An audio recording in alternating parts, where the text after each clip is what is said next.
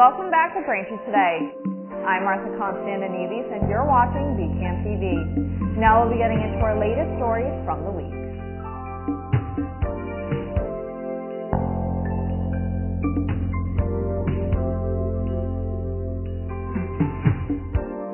Welcome back to Braintree Today. I'm Martha Konstandinidis and you're watching BCAM TV. Now we'll be getting into our latest stories from the week. As the world focuses on the war in Ukraine and the fighting between the Israelis and Hamas, another human tragedy is taking place in Central Africa that has cost over 9,000 lives since April of this year, but yet gets no attention. Sudan's history has seen many troubles, but just in 2021, a new group of generals staged a coup to gain control of the government. This regime has stayed in power through corruption and brutality. Regime generals and their families own 500 of Sudan's companies and own most of the economy. This regime has gained financial and military power from Russia, Libya, Saudi Arabia, and others through oil, gold, and weaponry that they have taken from pillaging many cities. A civil war between the parliamentary group Rapid Support Force and Sudan's military Sudanese armed forces began on April 15th. RSF has targeted critical Sudan infrastructure, including airports, hospitals, water, and electrical supplies. Food supplies are running low due to the war, but also because the UN stopped support as 3 of its members were killed in April in an attack. 5.6 million people have been displaced and 25 million people are in need of aid. In the days since Hamas and the Israelis began swapping hostages and prisoners, details have begun to emerge regarding the care and health of the hostages. Most of the hostages appear to be in stable condition. Family members of Karen and Ruth Munder said that they were fed irregularly, eating mostly rice and bread. They both lost about 15 pounds in the 50 days that they were held and told family members they slept on rows of chairs pushed together in a room. They even had to wait hours before going to the bathroom. The story of an 85-year-old captive who was released earlier describes a situation whereby the captives were treated well and received medical care, including medication. The guards kept conditions clean, she said. Hostages were given 1 meal a day of cheese, cucumber, and pita, adding that her captors ate the same. Many of the freed hostages appeared to be in good physical condition, able to walk and speak normally, but at least 2 needed more serious medical care. Over the weekend, Russia launched its largest drone attack against Ukraine's capital of Kyiv since the start of its invasion. Ukraine's Air Force officials described the attack as a record number of drones, as nearly 75 Shahed drones were launched from 2 directions. Ukraine said air defenses intercepted 71 of the Iranian-made drones across 6 regions of Ukraine, but the vast majority of the drones were intercepted in the Kyiv region. It was the 4th drone attack on Kyiv this month, according to Ukrainian officials. Last Friday, former Minneapolis police officer Derek Chauvin was stabbed by another inmate and seriously injured at a federal prison in Arizona. Chauvin was the officer convicted of murdering George Floyd outside of a convenience store in 2020.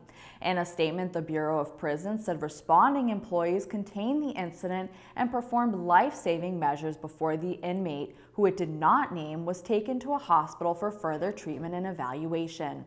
No employees were injured and the FBI was notified. Ex-officer Chauvin was sent to FCI Tucson from a maximum security Minnesota State Prison in August 2022 to simultaneously serve a 21-year federal sentence for violating Floyd's civil rights and a 22-and-a-half-year state sentence for second-degree murder. The Food and Drug Administration and the Centers for Disease Control and Prevention announced an outbreak of salmonella from cantaloupe products. U.S. food safety officials are urging consumers not to eat recalled cantaloupe products due to the risk of illness as they investigate an outbreak of salmonella infections. The number of reported infections has more than doubled in the weeks since the outbreak was announced. At least 99 people in 32 states have gotten sick from the bacteria, the CDC said last Friday.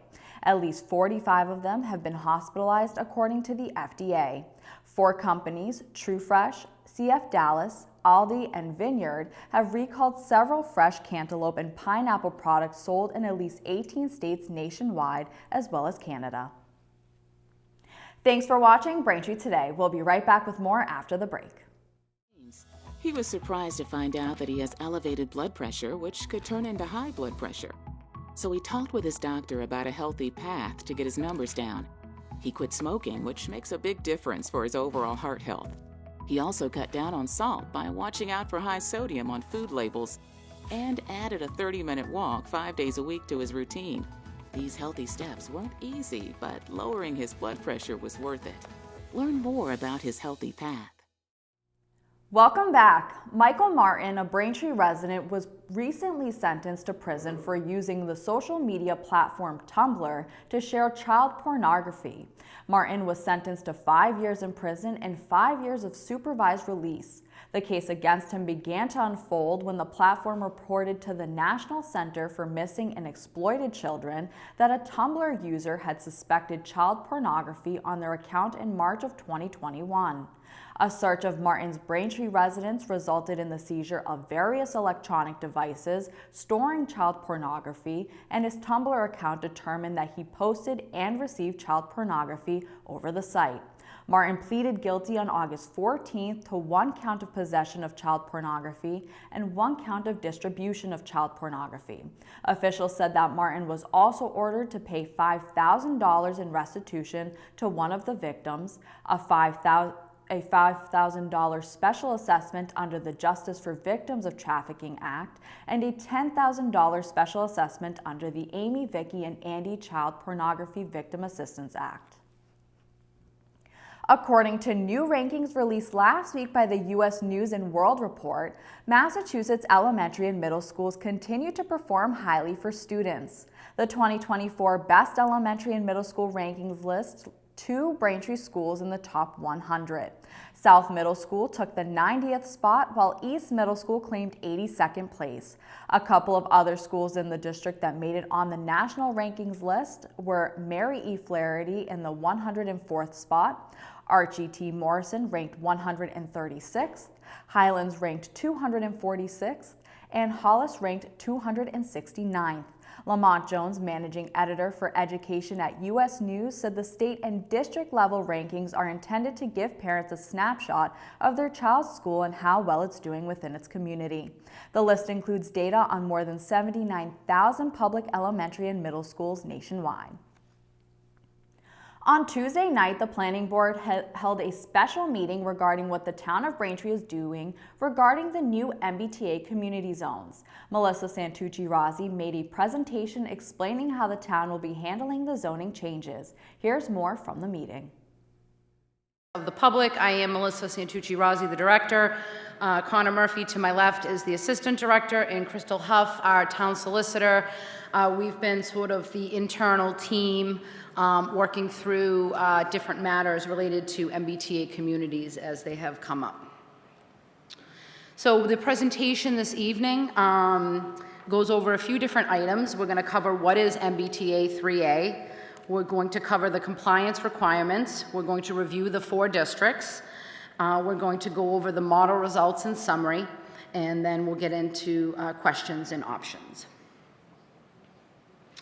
So the first slide, what is an MBTA community? And this particular language here was taken right from the statute, which is a section of the Massachusetts General Laws, Chapter 40A, and this particular section is 3A. And in summary, what Mayor Kokoris had touched on was that we need to create zoning that is by right for multifamily housing that's suitable for families, and we need to have a minimum density of 15 units an acre. And the first caveat, the second caveat is that it's not located more than a half a mile from a commuter rail station, subway station, ferry terminal, bus station, if applicable. And we'll see further on in the presentation this evening how the guidelines have changed some of those things. The second matter here, the MBTA community that fails to comply with this section should not be eligible for funds, and they call out 3 separate funds that we're going to talk about later on also in the presentation. And then C, which is really the key part of this, is the Department of Housing and Community Development, which is now known as the Executive Office of Housing and Livable Communities, in consultation with the MBTA and the Mass DOT, shall promulgate guidelines to determine if an MBTA community is in compliance with this section. And those were the guidelines that we had referenced in the legal notice, as most recently amended this August, in fact. To watch more, you can catch the full meeting on BCAM TV's government channels, Comcast Channel 8 and Verizon Channel 26, or head to youtube.com/BCAMTV. Last week, Braintree held a ceremony to honor the 60th anniversary of President John F. Kennedy's assassination. The ceremony took place at Town Hall, where officials laid down a wreath and recited the speech JFK never got to deliver on the night of his murder. Braintree's first mayor, Joe Sullivan, and current mayor, Charles Kokoris, were in attendance. Here's more from the ceremony.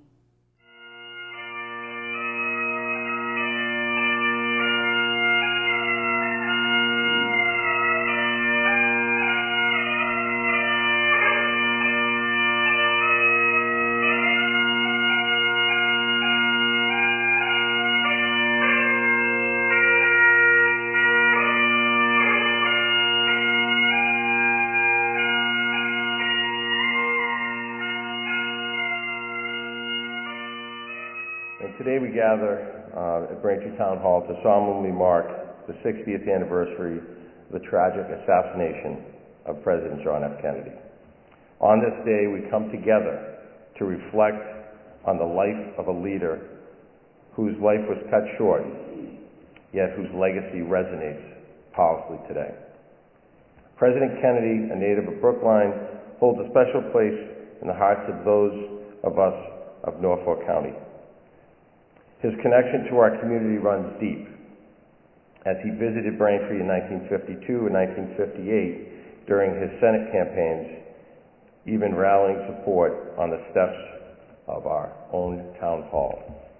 The town of Braintree wants to remind residents of some trash and recycling updates as we head into winter.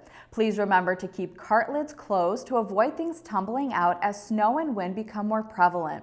Bags and items should not be piled high in the carts as it prevents lids from being securely closed. Also, carts should not be placed on top of snow piles as this may cause them to tip and spill. When in doubt about what to recycle, just head to recyclesmartma.org and enter the item in question. You can also go to braintreema.gov/recycling and see all the trash and recycling related information for Braintree. Visits and pictures with Santa are treasured traditions for many families. In Braintree, kids have several chances to see jolly old Saint Nick to tell him what they want for the holidays this year.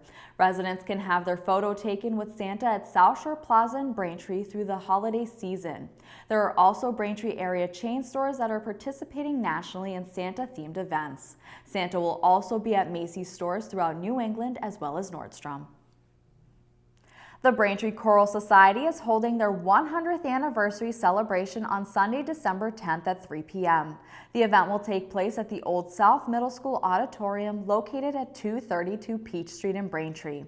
The concert will include the Choral Society's rendition of Gloria by contemporary composer Kevin Memley, plus other songs of the season. A small reception and surprise guests will commemorate the 100-year history of the chorus. Tickets are $20 and are available at bcs100.bpt.me. Thank you for watching Braintree Today on BCAM TV. We'll be right back with more stories in the area. It's that time of the year again, flu season. Getting vaccinated against the flu and COVID-19 can help keep you, your family, and your community healthy. You can even get both vaccines at the same time. Visit mass.gov/flushot to learn more. Welcome back to Braintree Today. Now let's get right into more stories. Your electricity bill might get a little more expensive if the state approves National Grid's plan to increase what it charges to send electricity to customers. The investor-owned utility filed the plan last Friday with the State Department of Public Utilities to boost the distribution rate.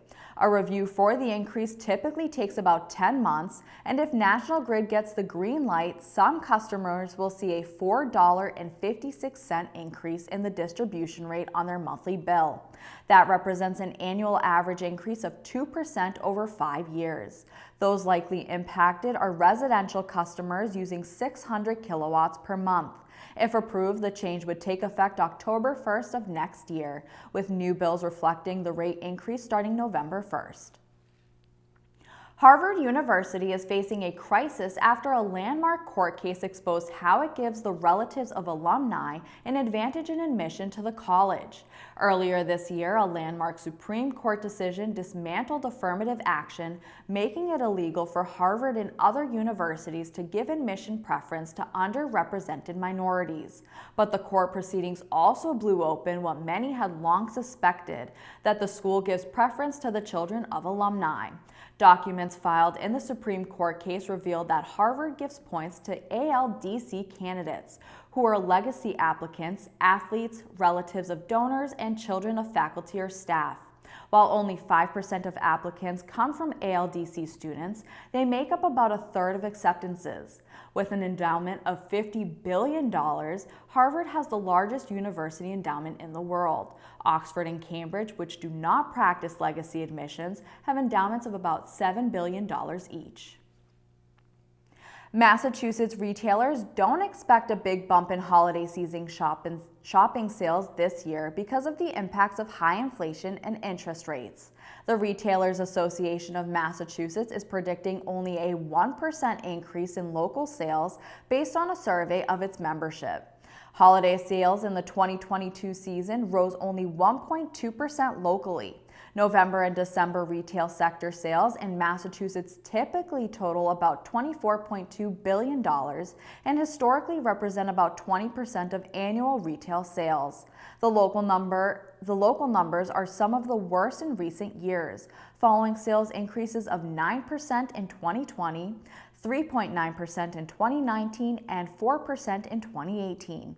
Sales dropped by 1% in 2016, but rose every other year between 2010 and 2015. Norfolk County Registry of Deeds William P. O'Donnell announced this week that they're sponsoring the registry's 16th annual U.S. Marine Corps Reserve Toys for Tots drive. Register O'Donnell said in the announcement, quote, "The Registry of Deeds is proud to partner with the United States Marine Corps Reserve to help deliver a happy Christmas to children this holiday season." End quote. Starting Monday, November 20th, donations of new toys and games for toddlers and children up to the age of 10 can be brought directly to the Norfolk County Registry of Deeds building. The Registry of Deeds is located in Dedham at 649 High Street. A marked donation bin will be set up in the lobby, which is open Monday through Friday from 8 a.m. to 4:30 p.m. Staying with the Registry of Deeds, William P. O'Donnell, he announced that the 2023 annual food drive is starting on November 14th this year. As the cost of living has become increasingly challenging for many individuals and families across Norfolk County, the Registry of Deeds is trying to make an impact this holiday season. Residents are encouraged to donate non-perishable food items, canned goods, breakfast cereals, pasta sauces, toiletries, and paper products. Items can be brought directly to the Registry of Deeds, which is located at 649 High Street in Dedham. A donation bin will be set up in the registry's lobby, and food can be dropped off Monday through Friday between 8 a.m. to 4:30 p.m. Thanks for watching Braintree Today. We'll be right back with more in entertainment. Hi, I'm State Representative Bruce Ayers, and I'd like to introduce you to the Helping Hand program. With rising healthcare costs, all too often we hear stories about our seniors, veterans, and neighbors who may not have the proper insurance coverage they need for durable medical equipment. These individuals may be living on a fixed income and may not have the financial resources necessary to cover the cost of the equipment they need. We have a solution. The Helping Hand program provides free, durable medical equipment to residents in need. Items such as wheelchairs, walkers, crutches, canes, commodes, tub seats, and hospital beds are available through the program. We receive donations of lightly used equipment and store them at our facility in North Quincy. If you're in need of any of these items, you can pick them up free of charge and return them after any length of time. My scooters improve my mobility and independence. Thanks to Helping Hand, I can go to the store, visit the boardwalk, and do so much more. Helping Hand is a great resource for people who don't have insurance coverage. The Helping Hand program is successful thanks to the generosity of people who have donated durable medical equipment to our inventory. For more information about the program or to fill out an equipment request form, visit our website or call 617-472-9877. If you know someone in need of these items, we're always available to lend a helping hand. Welcome back to Braintree Today. This week in entertainment, we have 3 new movie recommendations for you to watch. First in entertainment, Good Burger 2 follows Dexter Reed and cashier Ed, who reunite at the fast food restaurant Good Burger with a hilarious new group of employees. The film stars Kenan Thompson and Kel Mitchell. You can watch Good Burger 2 now on Paramount+. Next in entertainment, Leo follows a lizard who has been stuck in the same Florida school for decades. When he learns he only has 1 year left to live, he plans to escape to freedom, but instead has to rescue his class from their horribly mean substitute teacher. The film stars Adam Sandler and Bill Burr. You can watch Leo now on Netflix. Finally, in entertainment, Wish follows young Asha, who makes a wish so powerful that it's answered by a cosmic force, a little ball of boundless energy by the name of Star. With Star's help, Asha must save her kingdom from King Magnifico and prove that when the will of one courageous human connects with the magic of the stars, wondrous things can happen. You can watch Wish now in theaters. That'll do it for news today. Remember, if you're a customer of Verizon, you can watch BCAM TV in high definition on channel 2128. I'm Martha Konstandinidis, and thank you for watching Braintree Today on BCAM TV. Stay safe, and we'll see you next time.